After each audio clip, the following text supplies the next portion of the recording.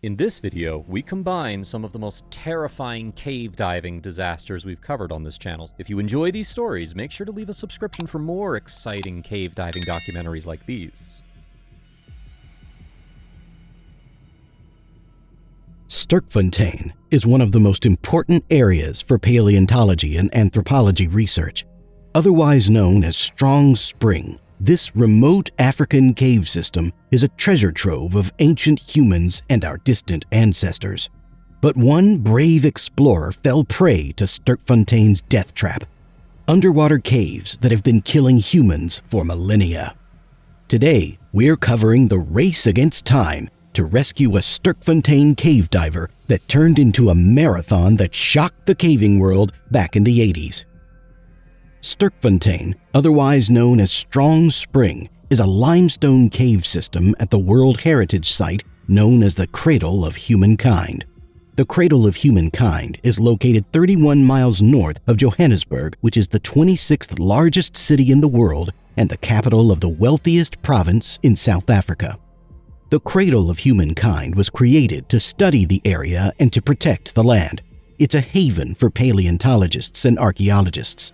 Paleontologists study fossils to uncover how animals lived in different periods of time, and archaeologists study the ancient cultures of our ancestors.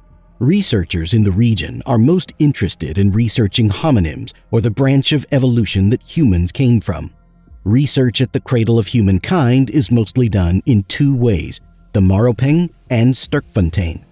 The first human-ape fossils found at the Cradle of Humankind were discovered in the Sterkfontein caves in 1935 by Robert Broom, a medical doctor and paleontologist who made a number of valuable discoveries.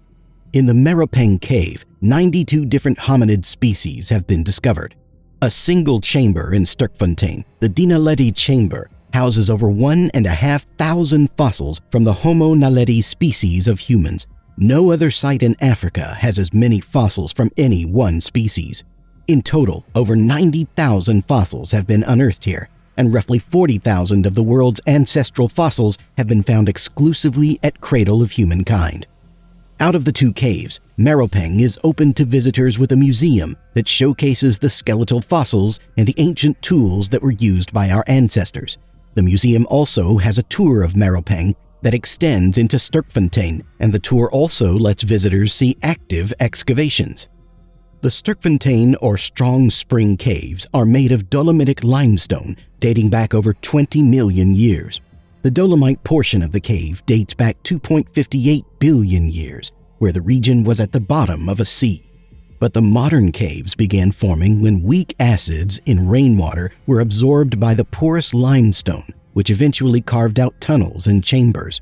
Some of the spots where rainfall collected on the surface became massive potholes, and animal bones built up at the bottom of these vertical shafts after they unknowingly fell in or died and were thrown in over the years.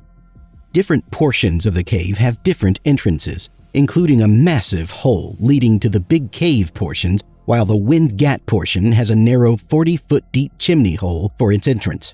The Windgat portion of Sterkfontein has some of the most impressive speleothems in the caves, with massive stalagmites, huge flowstone, curvy mountains, and crystallized ferns. Wildlife species also inhabit the cave, including the petiolata wasps that swarm on the cave ceilings and create colonies much like ants with special social roles. The caves at Sterkfontein were first used as limestone mines almost a half a century before Robert Broom uncovered the first ape fossils at the Cradle of Humankind. The limestone was covered with lime, which was used to process gold. Dynamite blasts from the miners eventually revealed the entrance to the cave system. In 1890, the first non-human fossils were discovered in the caves. World War II put a halt to the excavation at Sterkfontein, but Dr. Broom came back later to find Mrs. Pless, a nearly intact skull from the species Australopithecus africanus, which was only recently redacted when new research uncovered the skull was from a male. While a number of important discoveries have been made at Sterkfontein, the cave has also been the site of international disasters. In 1984, Sterkfontein caves were world-renowned, but they weren't under as much control as they are now. It would be another 15 years before the cave got protected status under the new governing body of the Cradle of Humankind. In recent years, South Africa has also enacted laws to preserve its caves, making it illegal to harm or take portions of caves without permission.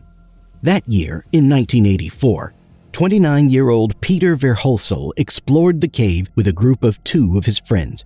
They were going cave diving in the Cradle of Humankind. In cave diving, there's one important rule: never let go of the guideline. Some guidelines are attached to the rock itself to provide a permanent safety measure for anyone diving in the cave. The only reasonable time anyone would let go of these lines would be during missions to lay new guidelines in the first place. This task can't be done by novice or even advanced divers. Permanent guidelines in underwater caves should only be set by experts in the field with proper equipment. More commonly, divers will use distance lines, which can be held in the hand and clipped onto scuba gear for added safety. The other end can be attached to a surface marker buoy for divers traveling roughly 160 feet, while exploration reels used for official or expert survey work can be bulky and hold over 2,000 feet of line. Cave divers usually need multiple reels that need to be attached to checkpoints. The guidelines themselves are made of white nylon, which provides the best visibility in low light and enough strength and buoyancy for most situations. Some deep cave dives require divers to map out the placement of various temporary guidelines. Teams will make knots or use line markers to mark different distances along the route. Cave reels use adjustable drag so that the line can be recovered or laid down at swimming speed. Divers of any experience level should carry safety spools, which can be used in an emergency, like if the line breaks. Cave divers have to keep tension on their own guidelines at all times to avoid snagging the line on sharp rocks or wrapping the line around other divers. Divers laying permanent lines have to be aware of the space to ensure the line is visible at all times. Sometimes, inexperienced divers will fit through a narrow hole and lay down the guiding line through the hole. But if they're skinny or small in stature, they might not realize that other people can't follow the line. They also might not realize how the passage travels in the opposite direction. If the hole is too narrow to pass through for most people, or if the return trip is too dangerous, these amateur lines become line traps, and they can easily kill. On September 29, 1984, Peter Verhulsel followed behind his 2 friends. He wasn't as experienced as his friends, so he should have been in the middle, where the 2 could watch him, but they kept him in the back, trailing behind. Unfortunately, Peter ignored the safety rules for cave divers. He only brought a single light and 1 scuba tank or self-contained underwater breathing apparatus, and he only brought 1 light source. It's always smart to carry at least 1 smaller emergency tank, if not a full-sized backup. Small emergency tanks can be placed on the arm, back, side, or the stomach of divers. These units are separated from the main tank, and divers have to activate the emergency tanks so that they don't drain during normal use. Of course, this was the 80s, when equipment wasn't as good, and the dangers of caving weren't broadcast to the whole world online. Peter and his friends were diving in the ancient recesses of the Sterkfontein caves when Peter let go of the guideline. Without a guideline of his own, he took off to explore a side passage. His friends waited. Unable to speak underwater, they eventually signaled in silence. One by one, they followed in his direction. Darkness surrounded them, with only algae-covered rock in all directions. After a few heart-pounding minutes, they found Peter and took him back to the guideline. A few minutes later, and Peter's adventurous side took over once more. He veered off from the guideline, and his fins kicked up slit as he swam into a dark tunnel. His friends took chase and grabbed him, nearly pulling him back to the path and back to the tenuous safety of the bright white nylon rope. They kept advancing through the flooded ventricles of the Cradle of Humankind. Peter felt more confident after being found twice, and, without signaling to his friends, he swam off a 3rd time into the unknown. This time, his friends kept swimming. Eventually, they paused and turned around to find Peter had vanished. After the distance they had traveled, there were many passages he could have gone through. So they tried waiting. They kept waiting, and after uncomfortable minutes, greeted only by the sounds from their own eerie breathing and their ever-increasing heart rate pounding in their ears, After they waited for what felt like an eternity in the flooded tubes below an African fossil field, the other two divers grabbed their safety spools and backtracked. The two divers couldn't move quickly because their safety guidelines had to be accounted for. They couldn't let out too much at once, they couldn't take sharp turns, and they had to be wary of each other to avoid getting tangled. Eventually, they got warning signs that their oxygen was low. The two friends had no choice but to head back to the surface. After a frantic escape from the strong spring, they immediately called for rescue teams. Heroic rescuers made the dive. Nothing. They ventured deeper with more guidelines to explore the side routes. No sign of Peter. He had simply disappeared. Eventually, hope ran out for finding their friend alive, but they kept trying and switched the focus to a recovery effort. After 6 weeks of searching, the bulk of the rescue team packed up and went home. A few divers weren't deterred by the main operation ending. They kept diving. Eventually, they found a hole leading out of the main cave, which led out of the sump and onto walkable pathway. They found footprints in the muddy waters of this deep, dark crevice. In an island in the distance, they found Peter crumpled up on the ground, dead. Peter Verhulsel joined the thousands of ancient humans who also died in the cave. An autopsy revealed he had survived 3 weeks in perpetual darkness. It wasn't oxygen or exposure that got him, but rather he died of starvation while desperately awaiting rescue. Nearby, they found a message in the sand Peter had scrawled, addressed to his wife and his mother, where he wrote how much he loved them. In another sad twist to the story, the cradle of humankind closed the underground lake portion of the cave, so no surveyors can explore the depths of Sterkfontein and the full depth of the cave. One of humanity's most important archaeological sites remains unknown. Out of all of the possible caves, underwater caves like those at Sterkfontein are by far the most deadly. While rocks can collapse or people can get lost, there are way more dangers with diving, and it's nearly impossible to survive a mistake. Peter's death was tragic, but it also inspired divers to remember the importance of guidelines. His last message was seared into the hearts and minds of cavers everywhere. A harsh reminder to bring backups and make safety the top priority. In 1995, 5 members of the Rensselaer Outing Club traveled to the wilderness in New York State to venture into a mysterious cave that spelunkers couldn't fully explore for over 100 years after its discovery. As they advanced, they found a tight labyrinth of stone that was nearly totally submerged in chilling water. With only a few inches of air to breathe, one caver made a disastrous mistake. A heroic, life-saving battle ensued, and the woman who famously walked with a broken leg to aid in her own rescue climbed down into the abyss once more to help these trapped cavers just 4 years after her own harrowing incident. Would she get there in time to save them? Keep listening to find out how this wild tale unfolds. Clouded sky shrouded the midday sun as wind groaned through the barren trees just outside the town of Skohari. Earlier on that October morning, light snow dusted the forest. But by the time the cavers reached the edge of the wilderness, the only evidence of precipitation was a partially soaked floor of leaves that squished beneath their boots as they hiked to a cave in the James Gage Karst Preserve. This caving trip was planned by a club at America's oldest technological research university, the Rensselaer Polytechnic Institute. They brought full-body wetsuits to provide an insulating layer in the cold waters of the cave, and they also brought packs with food, water, and 2 backup lights in addition to their main headlamps or handheld lights. The party were no strangers to the outdoors, and even though it was under 50 degrees outside that day, and likely even colder in the shaded tunnels below ground, they felt ready to face the challenges that lay ahead. The members of the group were Eric Kirkner, Sarah Cutler, Thomas Howe, Joe Bailly, and Scott Stepanuk. Scott was likely the leader of the group, having been a lifelong member of the National Speleological Society. Scott was also a canoe racer, which was a skill that could be useful in Ball's Cave, otherwise known as Gage Cave. The cavern is named for its old owner, Simeon Ball, who discovered it in 1831, although some accounts call it Gage after the preserve it's found on today. After a short hike, the group came to a hill in the woods with a rocky outcropping and a crack that slid into the darkness. By the time they reached the cave, it was 6 p.m. and the temperature was dropping.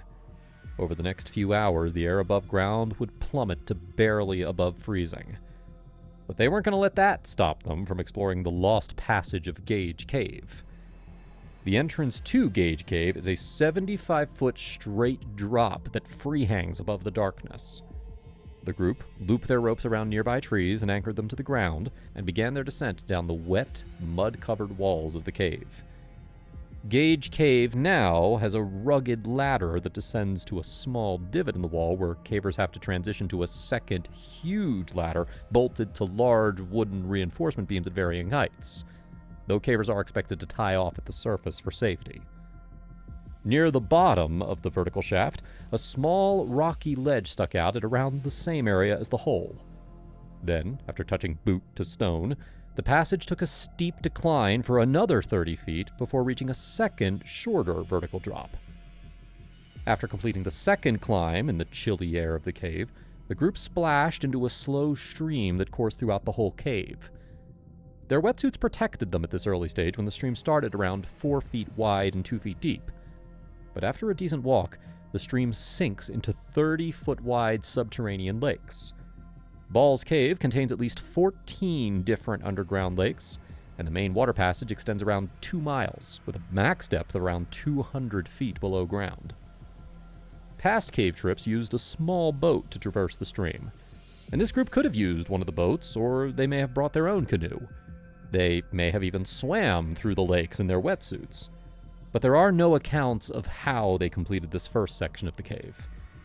As they progressed through the winding chambers, they marveled at the limestone walls, uniformly covered in small lines that mark layers of bone and sediment that built up gradually over millennia to form the magnificent structure they were exploring. The air was icy as they crossed the large lakes beyond the entrance. After a long journey, they reached a walking section that went to a room called the Amphitheater, which had 100-foot tall walls and massive speleothems. Advancing further, they used ropes to descend a hole at the end of the next passage. There, the outing club found themselves in the Square Room, where water trickled down the rocks, forming little steps. Following the slope down brought them to a corner with a small pool and a tiny, almost invisible arch that hung just above the spot where the walls meet with the cloudy water. This spot was the end of the cave for about 100 years. No caver dared explore the tiny river passage until scuba and cave technology advanced enough to protect them as they explored the passage. They weren't the first to go through the Lost Passage in Ball's Cave, but they were among a small group of trailblazers who braved the claustrophobic tunnel. This passage is known as the low airspace section, since that minuscule triangular dome of rock is the only space cavers have for air as they crawl along with frigid water up to their ears throughout the whole passage. The cavers had to practically lay on their backs, moving feet first, almost totally parallel with the floor, with just their necks bent upright to stay out of the water. One by one, they filed into the narrow tube. They were all able to fit, and at the beginning, they could all keep their faces above water. But as they progressed, they ran into an unexpected problem. Each movement created waves, which would be barely noticeable for small groups, but with this fairly large group, each wave crashed into one another, creating higher waves that reached the ceiling, splashing into the cavers, covering their faces, and making it even harder to breathe. The constructive interference of the waves wasn't the only problem they had to face.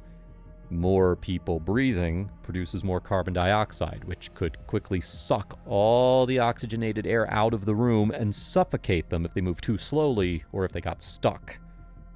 The splashing waters slowed the lead caver's pace, which caused all the others to bunch up behind them, making the waves even worse and causing everyone to wait in practically ice-cold waters. Their wetsuits weren't designed to block waters this cold for this long. They weren't even out of the passage when they felt the cold begin to sap the life from their limbs. Thankfully, they were able to traverse this section without any major incidents, and after 2 hours below ground, they reached the battle room. They were all varying levels of cold as they exited the low air section, some worse than others. Beyond the low air section, The cave expanded into walkable sections, with long, spiky rock jutting out along the lengths of the chamber to signify old water height marks. Advancing even deeper into the cave, the water got deeper again, but the walls widened, becoming something like a sewage drain that they had to wade through. The bitter waters once again stole more heat from their bodies as they advanced. Further down, some of the rooms were stripped bare of the delicate limestone formations that made them so unique, as landowners broke them down and sold them to collectors and museums. After lamenting the destruction of the cave and completing their goals, the Rensselaer Outing Club turned around to leave Gage Cave behind. Now, to avoid another battle to breathe in the low air section, they decided to enter the waterlogged passage one person at a time to avoid sitting around in the frigid water and to avoid creating too many waves. The waters were high, but not unbearable for the first length of the return trip, but partway down, it would turn into the low air passage. Since the cavers would lose sight of each other along the winding length of the tunnel, they planned to signal with a yell when each member reached the low airspace portion to give each person just enough space to get through without wasting too much time. They picked Sarah to go first because she was the coldest. If she didn't go through it first, she might not be strong enough to complete the exit climbs after waiting around for the others to get ahead. Sarah hesitated as she braced herself for the shocking cold of the water. After a moment, she waded into the long tunnel and disappeared into the distance. After a few minutes, she reached the low air section and yelled to the group. As she sat down to complete the tunnel, she realized the water level had risen, making the passage even more cramped. It was hard to see since she was basically facing the ceiling the entire time, and she wasn't familiar with this cave and its routes. Still, she began her crawl through the tunnel. That was Scott's cue to begin his crossing. Pushing through the water, Scott felt tension well up inside him as he approached the low airspace. He dreaded seeing Sarah stuck in the water. Or worse. She wasn't stuck on this side of the passage, which was a good sign. However, when Scott emerged from the square room, Sarah wasn't there. Meanwhile, back at the group, they heard the distant echo of Scott's yell. It was faint, but Joe took it as his cue, and prepped his mind and body, and he descended into the water for his turn to cross. Following a chain of signals, Thomas and Eric also took their turns. However, when the last in line, Eric Kirkner, reached the low air section, he found Thomas still waiting on this side. Thomas relayed the game of telephone to Eric, telling him that Sarah was missing, and Scott went further into the square room to look for her. Scott's yell wasn't the signal to send Joe, he was trying to warn them that Sarah had vanished. Thomas and Eric went back to the low air passage to look for any sign of her. Sarah didn't realize it, but she had had two options for exiting the low air section. She could turn down an S-shaped tunnel or go straight. The straight route didn't lead to the exit, and it was blocked by a sump, a place where the low air section of the cave had become a no air section as the ceiling fell below the water level, creating a totally submerged passage. Eric and Thomas both followed the straight passage, not realizing it was submerged, and when they got to the sump, their hearts sank. They quickly turned back to the square room. Earlier, Sarah had assumed that the higher waters had flooded the exit, so she free-dove the first sump, holding her breath and opening her eyes in the murky waters of the cave until she got to a small pocket of air. But on the other side, the cave sumped again. She was already the coldest of the group, and finally submerging herself made her temperature drop even more. She took a few short gasps of air and dove under the second sump. This time, she emerged into a room. She thought she had made it back, but as she climbed out of the water, she realized it wasn't the square room. Sarah yelled in the cold, dark chamber, but got no response. As fear and cold started to twist her mind and body, she went back into the water and tried to dive under the sumps to find her way back, but the waters were too cold. Her body was too stiff, and her muscles were shivering and unable to perform the deft maneuvers she needed to survive the flooded sections. She managed to reverse in the tube of rock and return to the unknown room where she would wait, freezing and alone. Around this time, Scott was ending his search and returning to the square room. As he double-checked for any holes or any signs of her walking away, he heard a cry from Sarah, who attempted contact once more after returning to her trapped room. Scott followed her voice and found that she was in a room below the group, but the passage was blocked by heavy boulders that had broken down from the ceiling ages ago. Eric and Thomas got back to the square room to meet the others, and Scott informed them what had happened. Thomas knew that the route had sumped, but since Sarah got through it and he was comparatively warmer, he volunteered to follow Sarah's route, thinking that together they could find a way to safety. He went back down the S-tunnel, reached the first sump, held his breath, and dove beneath the waters. The first sump was unexpectedly long. He couldn't find the air, so he swam faster, his heart racing as he fought the urge to breathe in the cold, dark waters of James Gage Cave. As his cheeks swelled, trying to hold back a breath, he reached the air pocket. After coughing and gasping in the small pocket of air, Thomas collected himself and dove the second sump. As he surfaced, he found Sarah on a ledge above the water, eating some food to regain some of her strength. Thomas reached her, and the pair discussed the situation. He immediately realized it was too dangerous to go back. They were both stuck in this side room, cold and isolated. After a back-and-forth shouting match through the rubble, Thomas informed the others that they were trapped. Eric, Joe, and Scott debated their options. They didn't want to immediately call for help. Instead, they brainstormed ways to help. They could either dig through the rubble or get scuba gear to help them through the sumps. However, going back for scuba gear would take far too long, and there was no way they could dig through the rubble on their own. After weighing their options, they realized that they had to get help to save Sarah and Thomas. Eric decided to stay in the cave to lend any support he could to the stranded cavers, while Scott and Joe would exit Ball's cave to get help. Joe and Scott flew through the rest of the cave and exited a little over an hour after they left the room.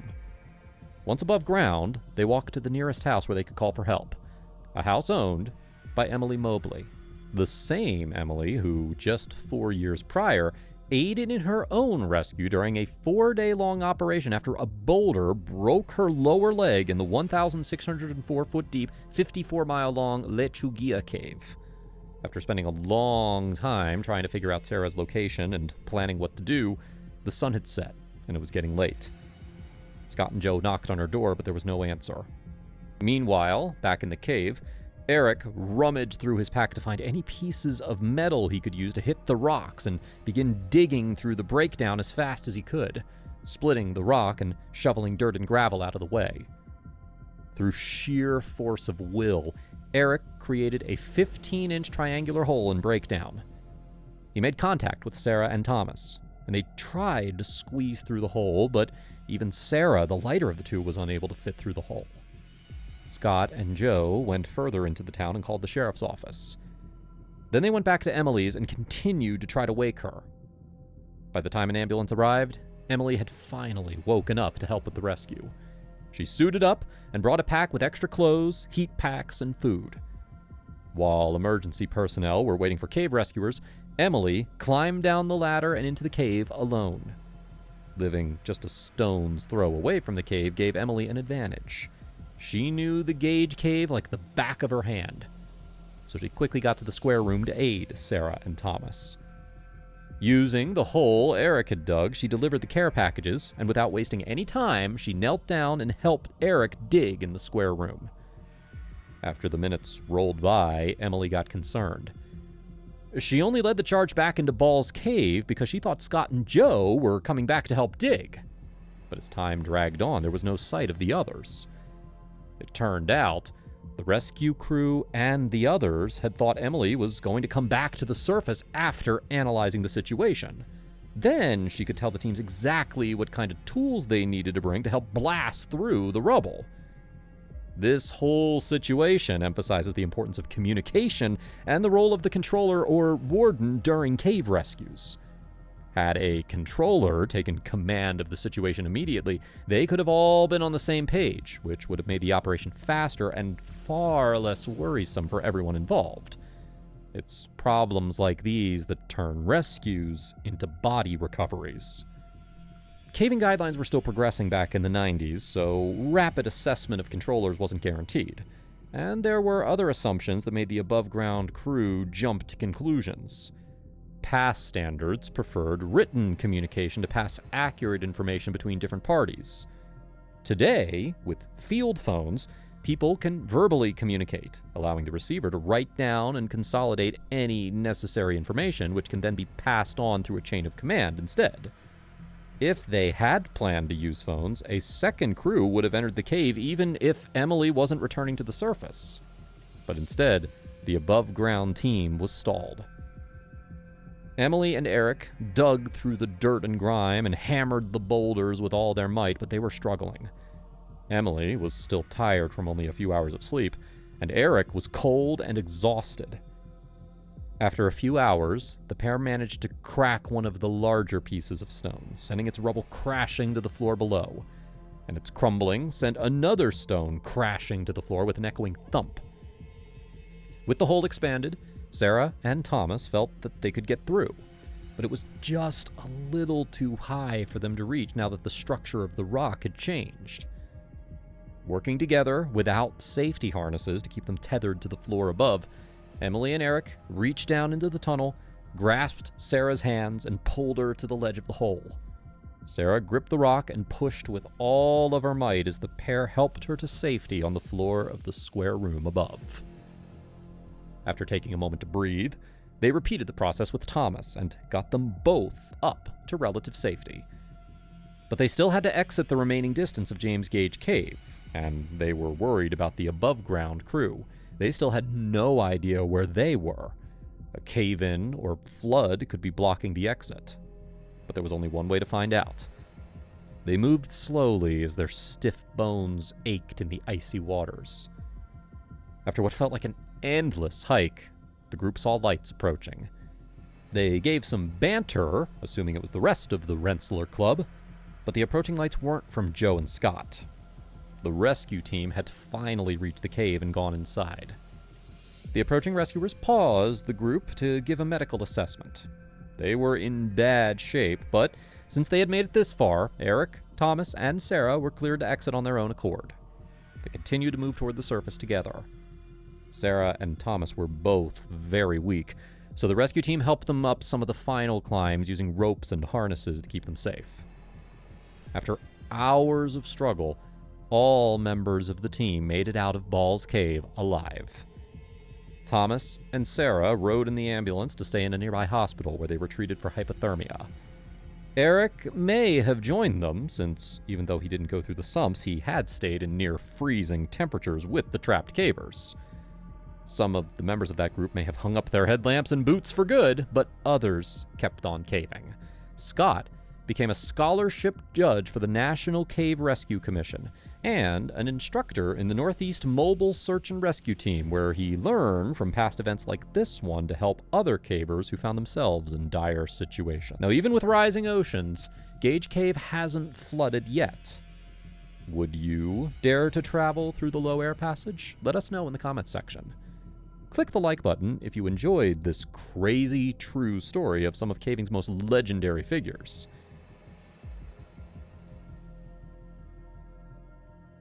Bell Island is a small island in Newfoundland, the easternmost province in Canada. In 2007, mostly outside of the public spotlight, the island witnessed one of the most extraordinary stories in the history of underwater cave diving, and one of the sport's most shocking deaths. This is the story of the ill-fated international mission to explore Bell Island's abandoned mines. The story begins decades earlier. Around the turn of the 20th century, Bell Island became an invaluable resource thanks to its large deposits of iron ore. Mining companies, such as the Nova Scotia Steel and Coal Company, developed a major mining site on the island. They called the site Wabena.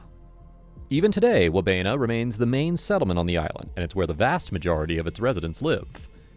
Bell Island and its Wabena mine reached arguably their peak of international importance during World War II. The Allies heavily protected the island, and it was even attacked by German submarines in 1942. This unsuccessful attack would go on to be known as the Battle of Bell Island. After World War II, the island experienced a steep economic decline. By April of 1966, all of Bell Island's mine shafts were closed. Although the island remains densely populated, its population has been slowly decreasing ever since. In the early 2000s, Newfoundland's Department of Tourism knew that something had to be done to remedy the province's enduring economic woes. Opening Bell Island's abandoned mines and underwater shipwrecks to international tourism was one of the ideas put forward. But, in order to potentially open them to the general public, the sites first had to be explored and analyzed by professionals. No one had visited the shipwrecks or traveled down the closed mine shafts in decades. Local officials knew that to ensure the safety and security of visitors, they needed expert assistance. This takes us to the formation of the mission. In the summer of 2004, the Bell Island Heritage Society granted permission to a select team of international divers to begin exploring the Bell Island mine. They were Eric Van Dorn, Steve Lewis, Debbie Stanley, and her husband Rick Stanley.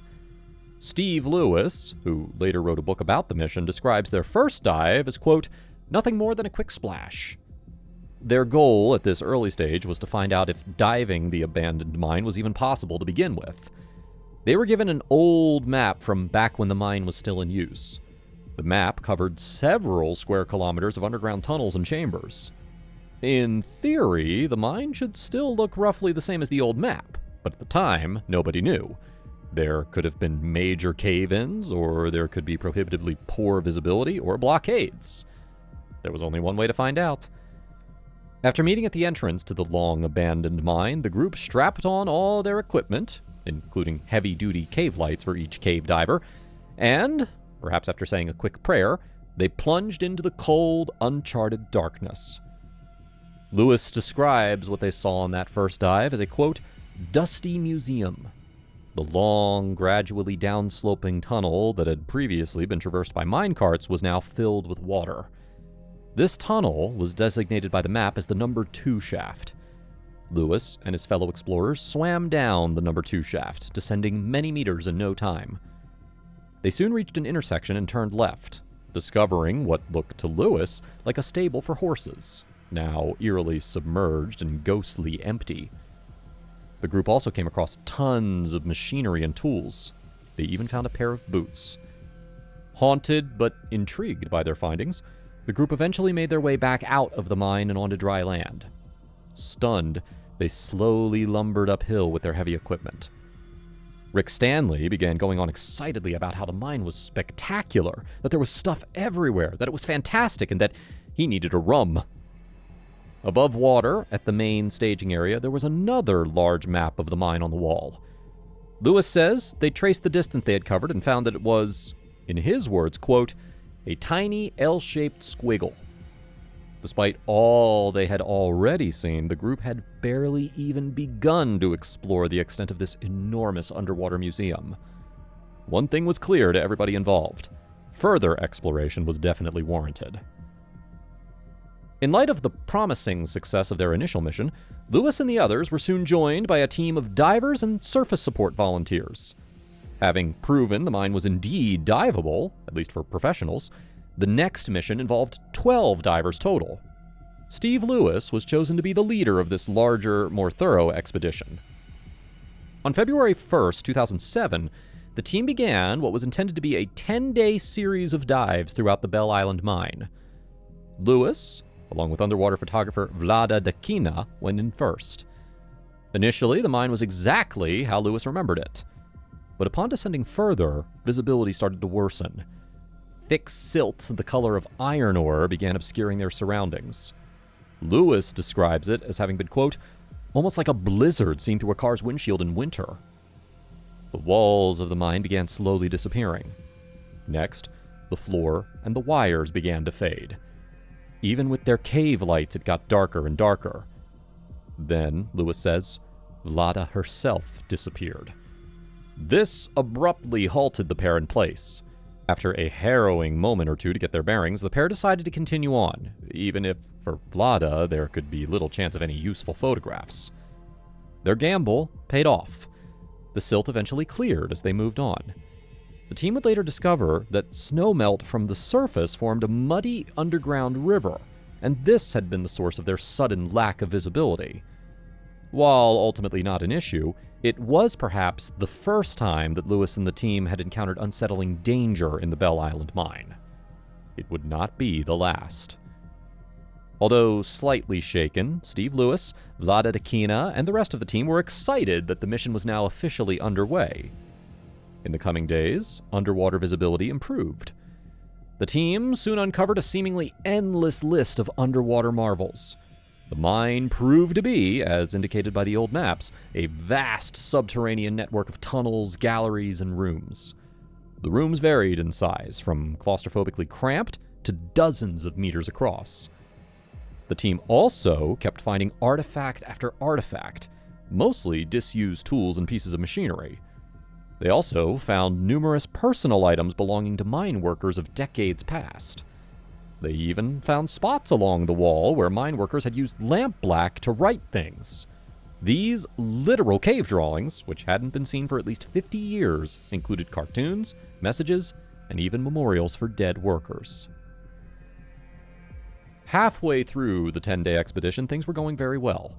The dive team continued to make progress exploring and assessing the mine's conditions. It was looking like Bell Island would indeed have an opportunity to open as a tourist adventure attraction, and an incredible one at that. On February 5th, 2007, 2 team members were making their joint way through the mine collecting data.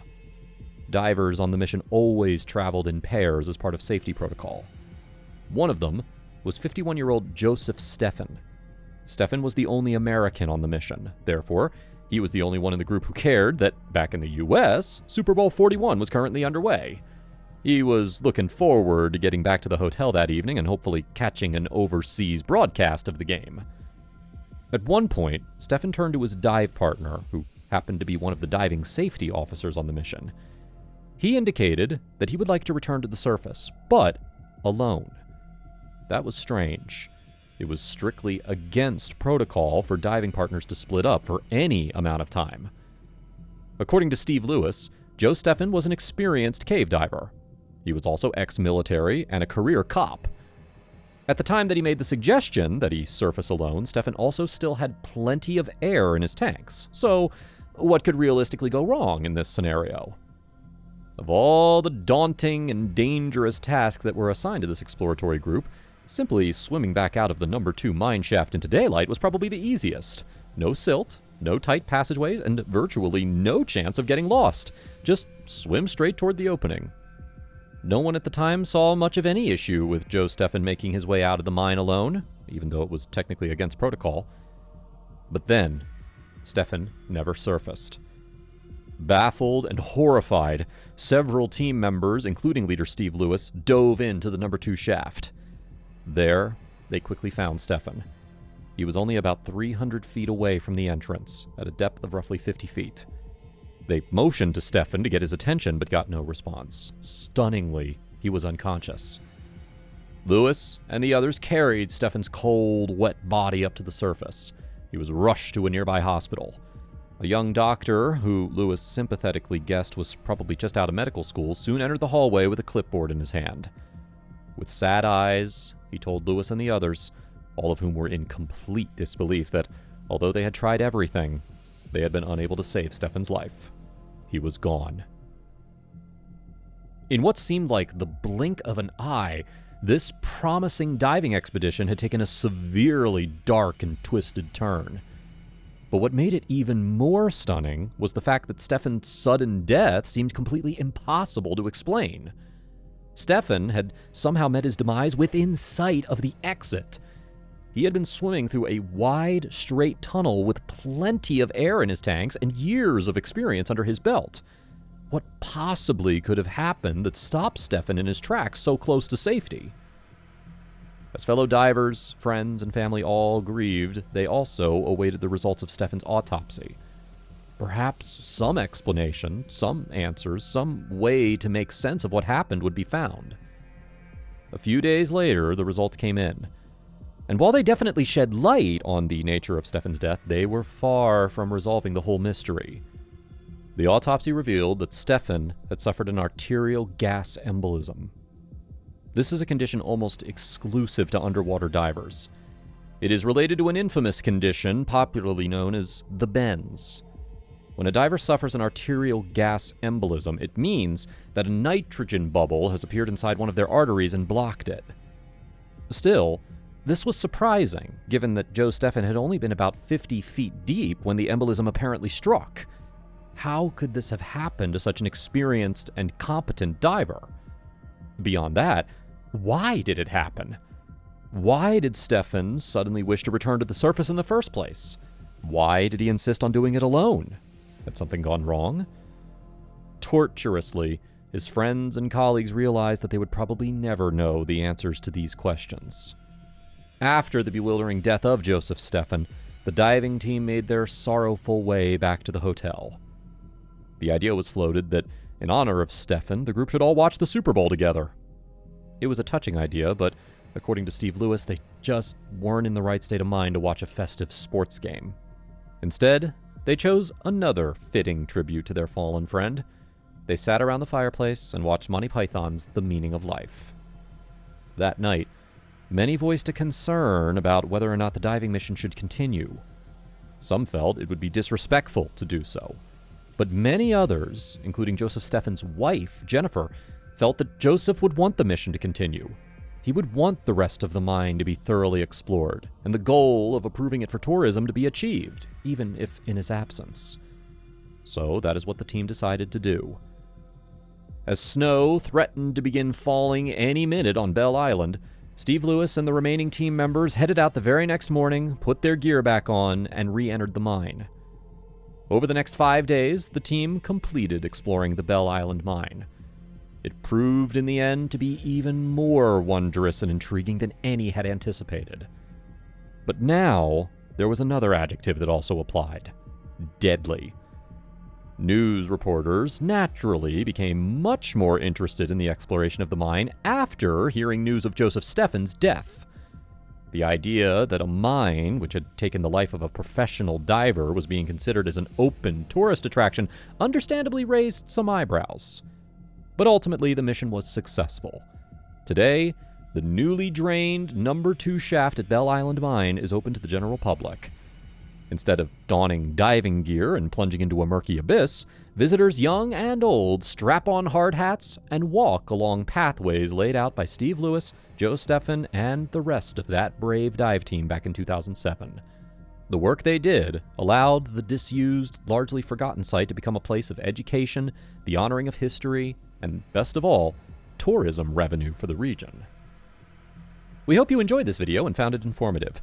If you enjoyed this story and you would like to learn more about it, we highly recommend Steve Lewis's book, Death in Number 2 Shaft. It was a major source used for the creation of this video, and there's a lot more interesting stuff covered in it beyond what we covered today. Eagle's Nest is one of the most intimidating caves in the entire United States. Located near the coast of West Central Florida, it has been hypnotizing cave divers for years and sadly claimed many of their lives.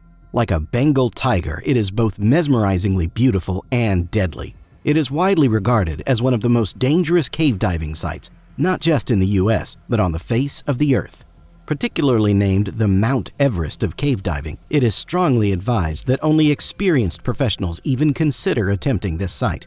But amazingly and tragically, as this story will show, even experienced divers can still fall prey to this apex predator of the caving world. Eagle's Nest is actually a sinkhole. Sinkholes are pretty frightening by nature. They are quite literally holes in the earth where the ground simply gave way and collapsed. Sinkholes have several different classifications, and some get created gradually while others collapse all at once. Either way, they often fill with water draining from the surface above, turning into what looks like random little swimming holes drilled into various locations around the globe. The hole in the earth known as Eagle's Nest is about an hour's drive north of Tampa, Florida, and only about 1 mile east off the coast of the Gulf of Mexico. A lot of Florida's lakes and caving systems are admired and frequently photographed for their incredibly clear and inviting water. Not so with Eagle's Nest. The surface of this sinkhole is notoriously unattractive. For starters, it's green and it's usually covered with algae. There are bugs everywhere, mostly the kind that want to suck your blood, and there aren't really any places to sit and put your stuff. The actual sinkhole is surrounded on all sides by a kind of swampy muck that stretches for many yards in every direction. Shrek would feel right at home here. Perhaps worst of all, the water itself is surprisingly murky. Even if you get your legs muddy and stand directly above it, you can't see what's below. In a way, that's a shame, because it turns out what's below is one of the most extraordinary underwater worlds that humans have ever uncovered. Below the surface of this relatively small and swampy body of water is a labyrinth that descends 300 feet below the Earth's surface. The intricate network of pathways extends for over a mile. According to the experts, it's so amazing that it can actually be unsafe. One expert who says this is Sylvester Muller, who is the vice chairman of the National Speleological Society's cave diving section. He says Eagle's Nest is like a Venus flytrap. You get in there, and there is so much to see you get distracted, and it gets deep quickly. When Muller says there's lots to see, he's not just talking about the amazing network of underwater caves. He's also talking about the life forms that exist inside them. Because of the narrow passages inside Eagle's Nest and the numerous sections that sit in total darkness all the time, unusual animals live inside Eagle's Nest. One is the cave-adapted crayfish. This bizarre creature is as white as a sheet of paper. You can see through its body well enough to see its internal organs from the outside.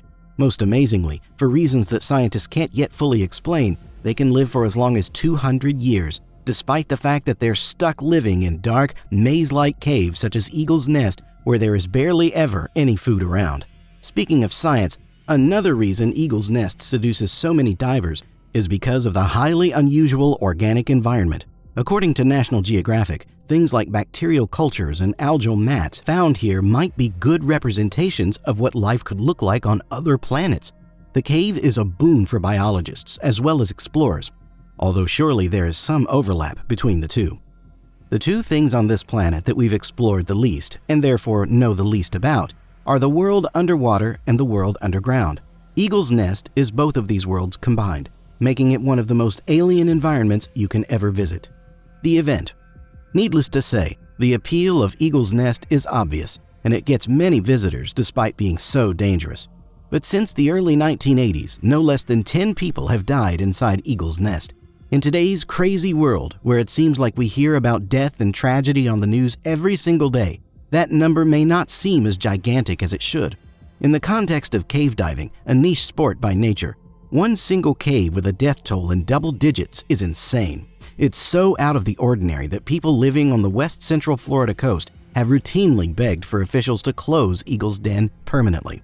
Those calls grew particularly loud following the event that I'm about to describe. On the afternoon of Sunday, October 16, 2016, 3 divers made the trek out to Eagle's Nest in the hopes of exploring its hidden wonders. The 3 were there for a weekend trip, which was supposed to include 3 full days spent diving. They were Chris Rittenmeyer, Patrick Peacock, and Justin Blakely. All 3 were experienced divers, and both Chris Rittenmeyer and Patrick Peacock had even explored Eagle's Nest before. As they wandered under the shade of the pine trees, they would have seen multiple signs in regards to the sinkhole that was just around the corner. One in particular would have definitely stood out, as I'm sure it does to most people who visit Eagle's Nest. It is a large white sign that says in bold red letters, "Attention Scuba Divers." This sign is a reminder that all divers are strictly required to have completed a registration process before entering Eagle's Nest. In order to register, they must be scuba certified, and they must have the registration papers with them when they visit the area. This is a bold red indication that what you're about to do requires experience and qualification. It would not be the last warning sign the 3 men would see, nor the most disconcerting. Making their way past the sign, the 3 men would have soon come upon a small boardwalk. The boardwalk bridges the way over tall grass and muddy ground until it opens up to the treeless area where the sinkhole sits. Being the 2 in the group who had been there before, Rittenmeyer and Peacock probably went in first. They were intending to explore deeper areas of the cave than Justin Blakely, who was content to explore closer to the surface. There are 3 different tunnels you can take, fanning out somewhat evenly from the central spot where the cave entrance lies. Found along these tunnels are more than 6 dozen rooms, but the biggest and most famous is surely the super room.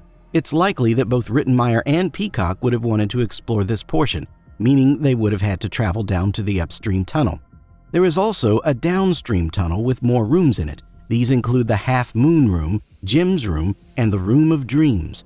All three of these are at least 200 or more feet deep. There's a stretch of the cave between Jim's room and another spot called the Pit, where the tunnel dips to 300 feet. It would have areas in the cave such as these that Peacock and Rittenmeyer were exploring together, while their other friend, Justin Blakely, explored higher up. The group reportedly entered the water at around 2 p.m. They had agreed on a meeting point to come back to exactly 1 hour later. As they descended together, they would have quickly run into a sight that is impossible to ignore, a large white sign with the image of the Grim Reaper on it. It seems like there are more than one of these signs in underwater caves around Florida, but it seems entirely possible that Eagle's Nest was the first cave to get that one, and the cave that inspired the disturbing sign in the first place. It says, "Stop, prevent your death, go no further." It then lists some facts about the dangers of cave diving, including the fact that more than 300 divers, including open water scuba instructors, have died in caves just like this one. At the bottom, it says simply and hauntingly, "There is nothing in this cave worth dying for." After exploring the upper regions of the cave, Blakely returned to the meeting point on time. He discovered that he was the only one there. Initially, this probably wasn't too surprising, given that he had been exploring much closer to the surface than Rittenmeyer and Peacock. But after some minutes had gone by, he started to get worried. I'm not sure precisely where the meeting room was, but after a half hour, Blakely returned to it. Once again, he was the only one there. There was no trace of Patrick Peacock or Chris Rittenmeyer. News reports made it sound as though Justin Blakely continued to check the meeting point, then check again, and again, until about 6 p.m., 3 hours after the three friends were supposed to rejoin each other. At 6 p.m., he dialed 911. The aftermath. As you might imagine, Eagle's Nest is one of the worst places to try and look for missing divers. Not only is it incredibly deep, but it is also winding and narrow. It's almost like looking for someone inside the intestinal tract of the earth. Despite rescue crews running to the scene and beginning the search immediately, they looked all through the evening with no luck. The amount of time that had passed at this point sadly left little room for hope. It had been hours since they first descended, and scuba air tanks usually don't last much longer than 1 hour. At the extreme depth of the rooms in Eagle's Nest, that time would likely be shortened even further. The grim search continued until the following morning on October 17th. Given the circumstances, this must have felt like half an eternity. But finally, rescue made the tragic discovery everyone was dreading. The dead bodies of Chris Rittenmeyer and Patrick Peacock were found relatively close to each other. According to the sheriff's office in the surrounding county of Hernando, the two divers were found both in a very dangerous and complex area of the cave system. Rescue divers estimated that Chris and Patrick were trapped roughly 260 feet below the surface. To put this into perspective, that is only a few stories less than the full height of the Statue of Liberty, and they didn't have a straight shot to the top either. They were buried under a notoriously circuitous network of dark, narrow caves. Final thoughts. This was a horrific, horrific way to die. The story received nationwide media attention, even being covered on CBS Morning News. Like many stories about caving exploration gone wrong, most of the focus was put on the dangers of the cave and the tragic outcome, and as a result, it seems like there is no mystery. Dangerous cave, deadly accident. This seems like an especially complete explanation in the case of Eagle's Den, where it had already happened numerous times before. Clearly, something went really wrong with both Chris and Patrick's dives, but interestingly, on the National Speleological Society's online database, the incident type is listed as unknown. Throughout various news articles, TV segments, and other sources, I did not find a definitive answer as to what actually went wrong. In a cave as challenging as Eagle's Nest, there is quite a lot that could have gone wrong. Perhaps they didn't reserve the amount of gas they needed. Maybe they accidentally knocked around silt or sediment on the floor or walls that obscured their vision. One strong vulnerability in a winding cave like Eagle's Nest is making some kind of a mistake with the guideline they're running. It could be some combination of these factors, or it could be something else. Whatever it was, it trapped Chris Rittenmeyer and Patrick Peacock 260 feet down inside Eagle's Nest and ensured they never saw the light of day again. Do you think Eagle's Nest should be closed to the public? Post your thoughts in the comments below. Thank you guys so much for watching. Be sure to like the video and subscribe for more caving stories in the near future. That's all for now. I'll see you next time.